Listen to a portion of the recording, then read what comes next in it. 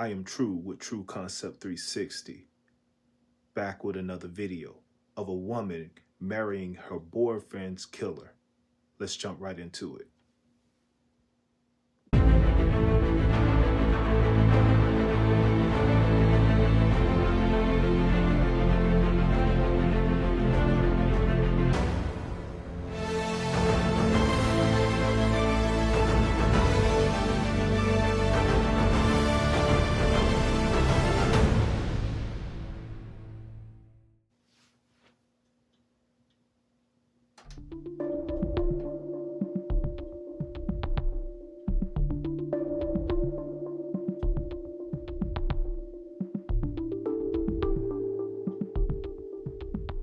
On March 27, 2023, a quiet evening in Little Rock, Arkansas, turned deadly.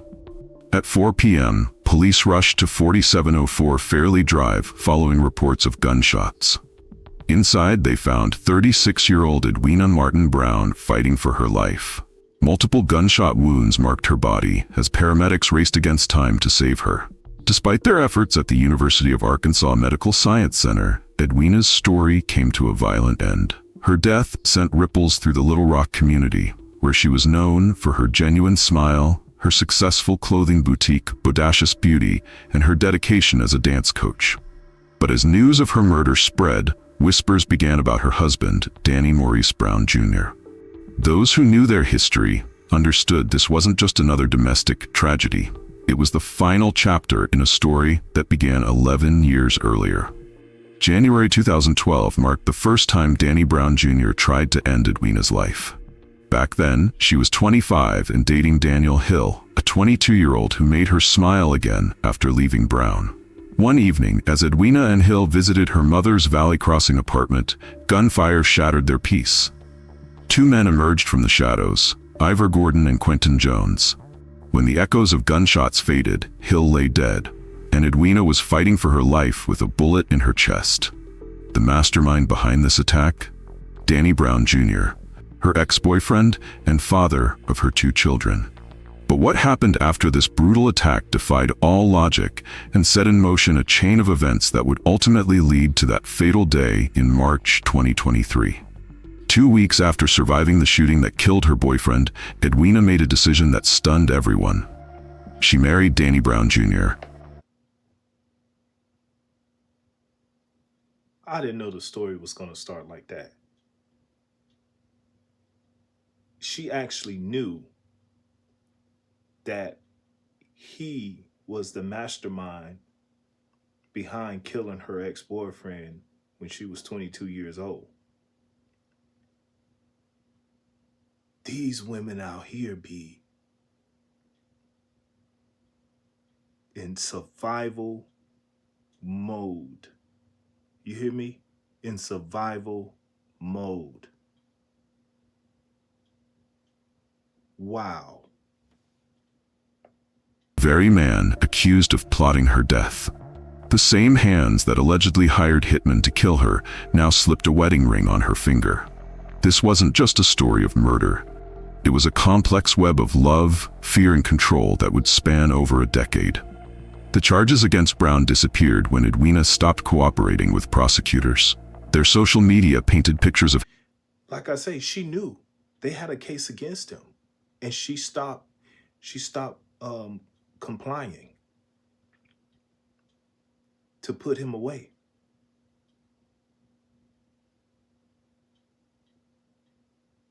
This is just, this is bizarre. This is crazy.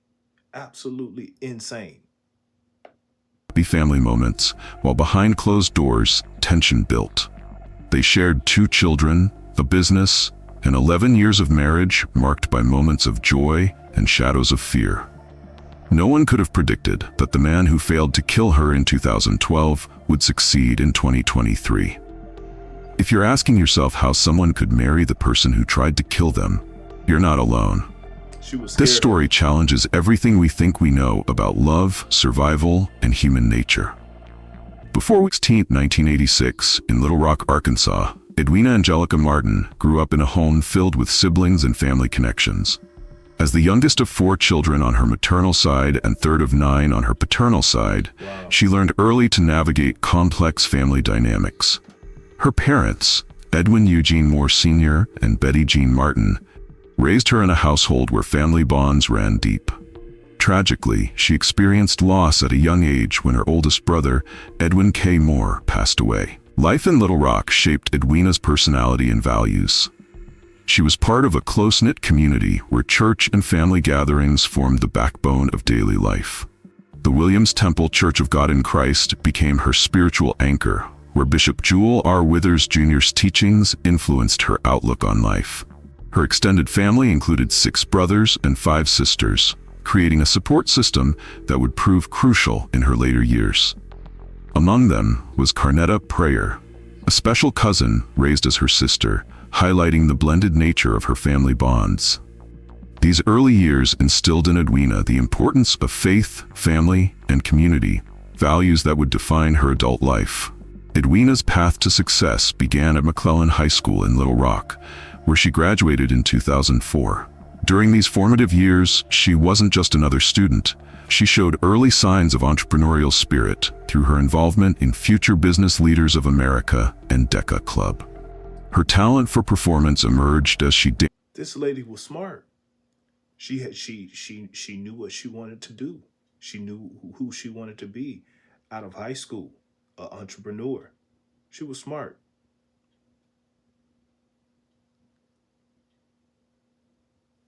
But she just couldn't get away from,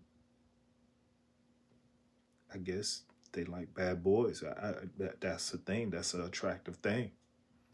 Because this guy almost ended her life when she was 22 years old. That's crazy. With the Flagline Dancers, foreshadowing her future role as a dance coach. Following high school, she pursued higher education at the University of Arkansas Pulaski Tech, earning her associate's degree. Her career journey showcased her versatility and determination. Starting as a phlebotomy technician, she mastered the precise art of medical work. But her true passion emerged when she launched Bodacious Beauty Boutique, her clothing line that quickly gained a loyal following. The boutique became more than a business. It was a platform for her to connect with and uplift other women in her community. In 2020, she took on a new challenge, joining Blue Cross Blue Shield as a customer service representative, where she remained until her final day. Wow. Thanks for calling Doug Butter Communication, where we don't care if you owe us 3 cents, we will cut your phone off. This key. Her professional life reflected her ability to balance multiple roles while pursuing her dreams, proving that small-town roots couldn't limit her ambitions. As a mother, Edwina poured her heart into raising her 2 children, Danny Maurice Brown III and Danielle Mashal Brown. Her dedication shone brightest when she became the coach of the Bejeweled dance team, where her daughter served as captain. For 4 years, she transformed young dancers into confident performers, celebrating every competition and achievement alongside them. Her commitment went beyond teaching dance steps. She was building self-esteem and leadership skills in each team member.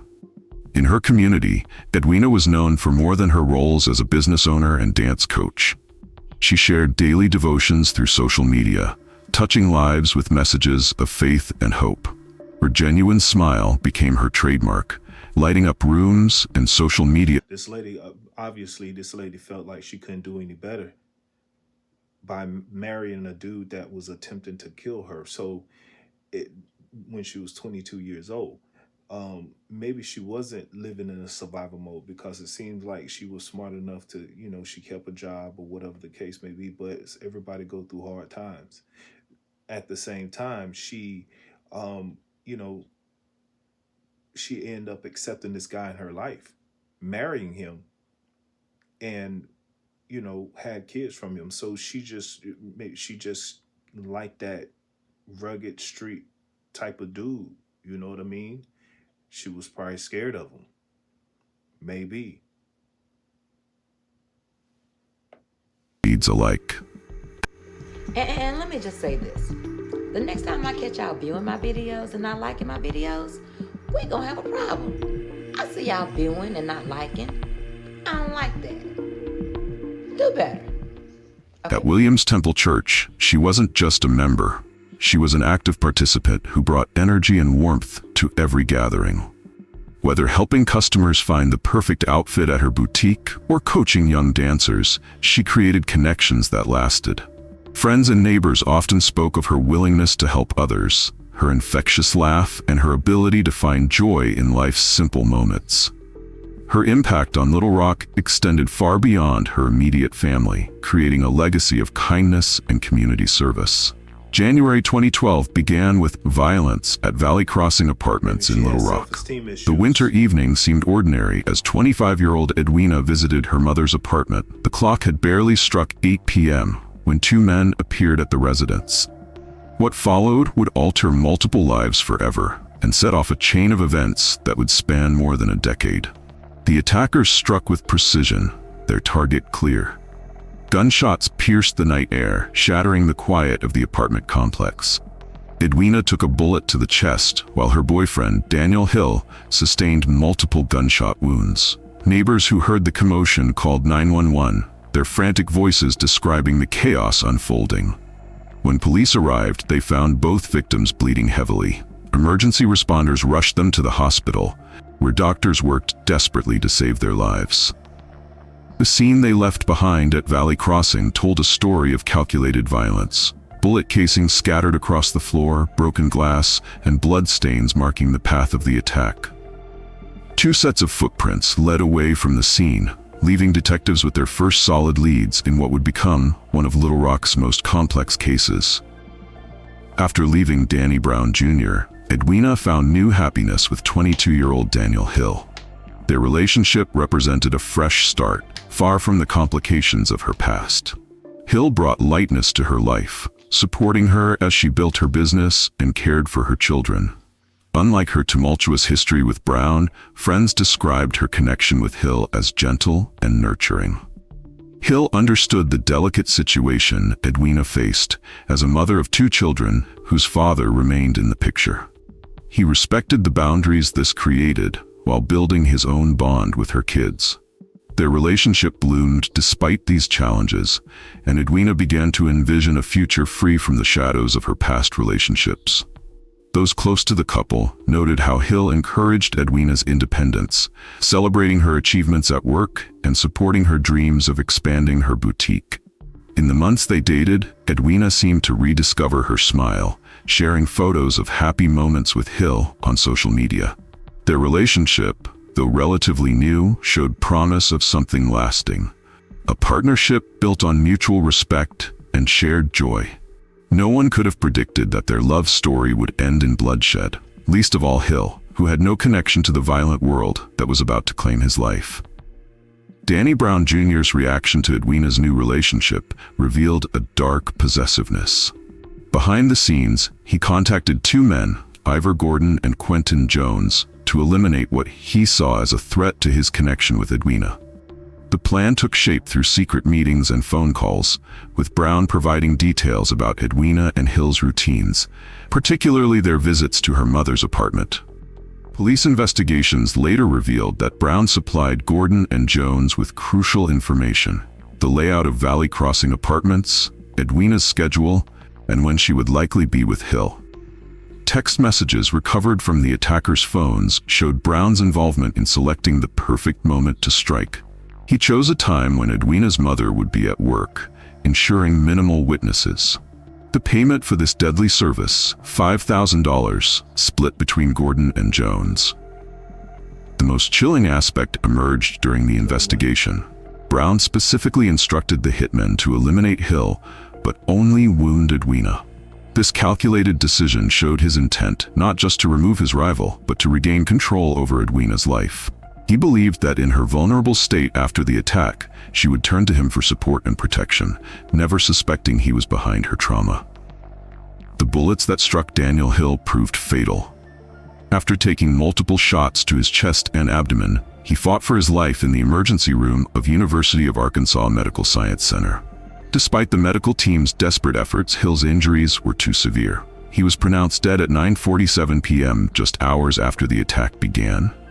Hill's death devastated his family and sent shockwaves through Little Rock. A young man with no enemies, no criminal record, killed simply for loving the wrong person's ex-girlfriend. The medical examiner's report revealed the brutality of his final moments. 3 shots fired at close range, giving him little chance of survival. His family gathered at the hospital, only to receive the news that would shatter their world forever. In the days following Hill's murder, his family shared stories of a man who lived with kindness and died protecting someone he loved. Witnesses later testified that in his final moments, Hill attempted to shield Edwina from the gunfire, an act of selfless courage that spoke to his character. His death left a void in many lives. His parents lost their son, his siblings lost their brother, and Edwina lost a partner who had shown her what healthy love could look like. Just 14 days after bullets tore through her chest, Edwina Martin made a decision that left investigators, friends, and family in disbelief. She stood before a minister and said, "I do," to Danny Brown Jr., the very man. I knew it. I was right. I knew it. So basically what happened, these two dated when they were younger. They had kids. She got away from him because he was a violent person. She got with another dude. He became jealous, envious, took out her boyfriend. And at that point, she knew that he had something to do with it. She became scared.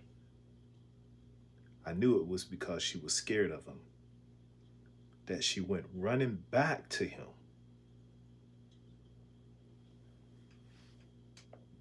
Of planning her shooting and Daniel Hill's murder. The quiet courthouse ceremony happened without fanfare or celebration, witnessed only by a handful of people.